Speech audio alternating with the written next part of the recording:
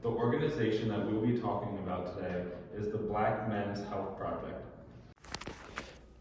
Dr. Thomas Leviste, Dr. Roland J. Thorpe, and Dr. Holland W. Neighbors are researchers and leaders in the organization, and their main motive is to gain a deeper understanding of health challenges Black men face and develop strategies to overcome these. So far, they have found that Black men are 30% more likely to die from heart disease, Black men are 60% more likely to die from stroke than non-Hispanic white men, and Black men are 75% less likely to have health insurance than white men. To get involved with this project, they can be accessed via their email or Twitter. The best way to make a difference is to utilize one of the organization's main projects, their survey. The main initiative of the organization is the Black Men's Health Survey.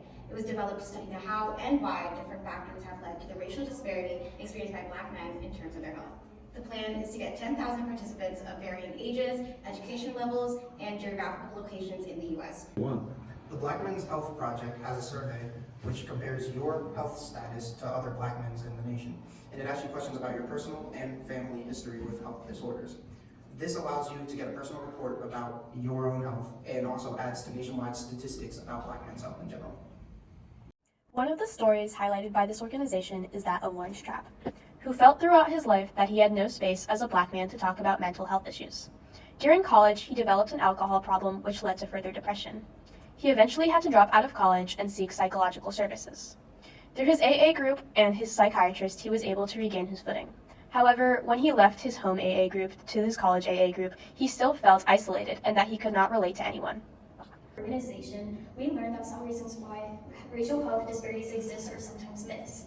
Some believe that racial health disparities occur due to lack of access to healthcare, but Dr. Leviste disagrees.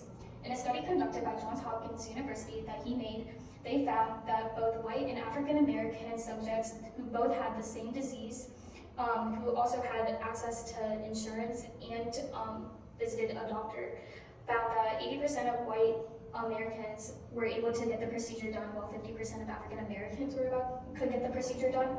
Leviste acknowledges that both of these discrepancies could have occurred due to an expertise error on the doctor's part. However, this does not explain the 30% gap between both groups.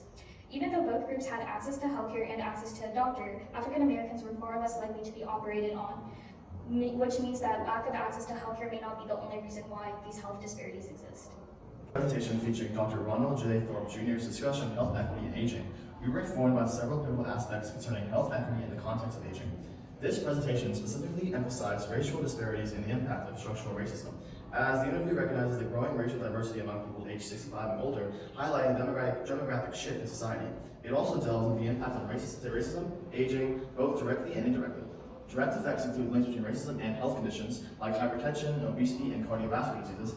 The interview references three types of discrimination: interpersonal discrimination, institutional discrimination, and internalized discrimination.